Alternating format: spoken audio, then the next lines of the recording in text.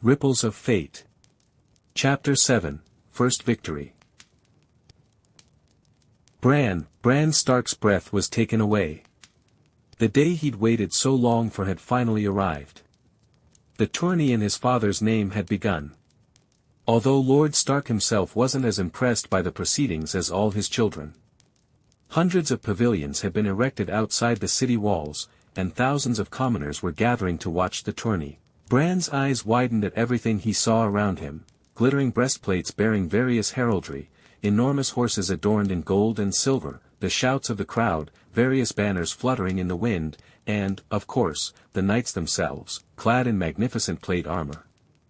"It's even more beautiful here than in the songs," Bran heard Sansa whisper to Jane Poole as they found their assigned seats among the other highborn lords and ladies.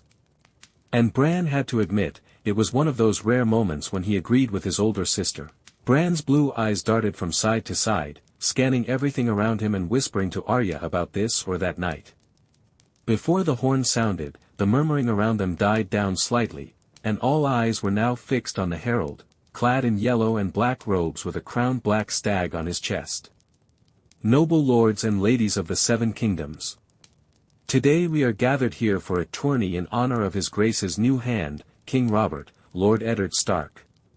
The crowd roared with cheers and applause. The herald, in turn, continued, "And this action shall begin with a duel of squires in hand-to-hand combat." With these words, they began to enter the lists. The young men, clad in tourney armor, Bran counted about 50 of them, all holding blunt tourney blades, axes, morning stars, and shields emblazoned with the symbols of their houses. Bran recognized some of the symbols. Among the River Lord's symbols were Frey's Tower and the Red Marin on the yellow field of House Bracken. Of the Westerlands, Bran recognized only a golden lion on a scarlet field, undoubtedly belonging to Lancel Lannister, one of King Robert's 2 squires. Then he saw several symbols of the Stormlands, the Crownlands, and the Reach. Until, amidst the crowd, he finally spotted his older brother, Jon, clad in a brown brigandine, beneath which was chainmail and shoulder pads of dark grey metal, a matching helmet covering his face, and a black oval shield without any symbols completing his defense. "How I wish I could be there with Jon right now, taking part in this fight," he thought to himself. "Lord Stark's bastard looks completely out of place among these noble young men," Septa Mordane snorted, sitting next to Sansa and Jane. That earned her an angry glare from Arya, and a piercing one from Bran himself. Yes, his mother may not have been Jon's mother, and he wasn't named Stark, but Bran still loved Jon as much as he loved Robb or Rickon, who remained in the north. "And since when did you, Septa, begin to understand hand-to-hand combat? If I remember correctly, you yourself said that a lady shouldn't be interested in such things," Arya declared. "That's not what Arya, Septa Mordane meant," Sansa began, not taking her eyes off the lists. "I know what she meant," Arya barked. "Stop this immediately, young lady. Such interaction is absolutely unacceptable," the Septa hissed, looking at Arya. Bran suspected the argument between his sister and the Septa might have escalated even further if not for the arrival of their Lord Father, who arrived just in time to witness the start of the melee. Another blast of the horn sounded, signaling the start of the melee. And the opponents charged, their tournament armor clanking, and soon the sound was joined by the clang of tournament blades, the cracking of wooden shields, and the cries of battle. Bran watched from his perch as the melee escalated with relentless fury. And the scent of dust and trampled grass began to fill the air. His gaze was fixed on the chaos now unfolding in the lists below. Bran watched as young men fell from the wounds they had received from the tournament blades, then screamed loudly in intense pain. Bran wrinkled his nose when Lancel decided to try his luck and swung his tourney blade at his brother. But Jon quickly parried the blow with his own blade and smashed his shield into the young Lannister's head, knocking his helmet off as he fell unconscious to the ground. At that moment, slightly higher up on the dais, he heard King Robert's loud laughter. Bran, like Arya, watched his older brother, whose tourney blade moved with calculated precision, grace, and efficiency. Bran knew his older brother was a formidable figure in the Winterfell training yard, second only to Robb. And as he later learned from Arya, John did this deliberately to avoid angering their mother. John raised his shield, blocking a blow from an axe from a youth slightly larger than John himself, dressed in red and white robes. He carried no shield, but a white bull's skull was depicted on his breastplate. Honestly, Bran didn't know this house. John raised his shield again, blocking another blow. Then he quickly lunged and delivered a sweeping, powerful blow to the legs, knocking the large youth down and bringing his blade to his throat. Clearly demanding surrender, and after a few seconds, John seemed to have received it, just in time, as one of the Freys began approaching John from behind.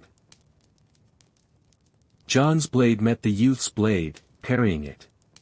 After several such encounters, John dodged one of the blows to the side and disarmed the Frey squire with one swift attack. As the number of warriors in the arena dwindled, the battle intensified and became more brutal. Of the 50 men who began the battle, less than a dozen remained.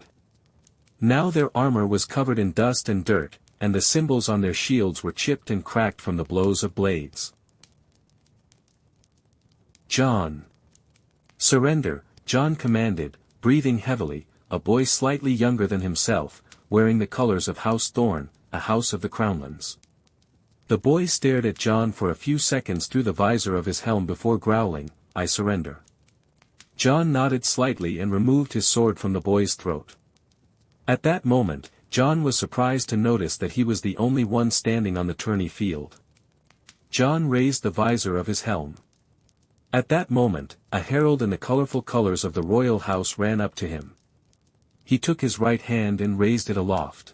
"And the winner of this squire's duel is Jon Snow, bastard son of Lord Eddard Stark, Hand of the King," he announced loudly.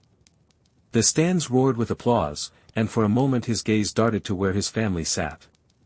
Arya and Bran were looking at him with joy and awe, and even Sansa's blue eyes warmed slightly as she clapped for him. Jon noticed a quiet pride mingled with something akin to worry on his father's face. "And your lad, Ned, is a true fighter." King Robert roared with laughter from his pallet, addressing his father, who sat a little lower on the dais. For a moment, Jon's gaze met Ser Barristan's, who nodded slightly in approval. Jon removed his helm and stepped forward, bowing to the king before leaving the lists and heading for his tent. He felt completely exhausted, tired, and drenched in sweat after several hours of dueling. Even though he had chosen armor much lighter than the others in the duel. Which turned out to be a good idea, because if he'd chosen plate armor, as he'd been repeatedly advised, he'd be less agile and less quick to wield his tournament blade and shield. Jon knew his greatest advantage was agility and speed, and he didn't want to give them up by donning plate armor.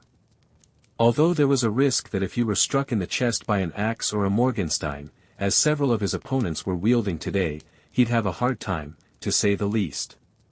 But the risk paid off. He felt truly tired and exhausted, but also proud that he'd emerged victorious from his first tournament bout. Friends, if you watched this video to the end, and you are interested in this topic, then subscribe, like, and comment.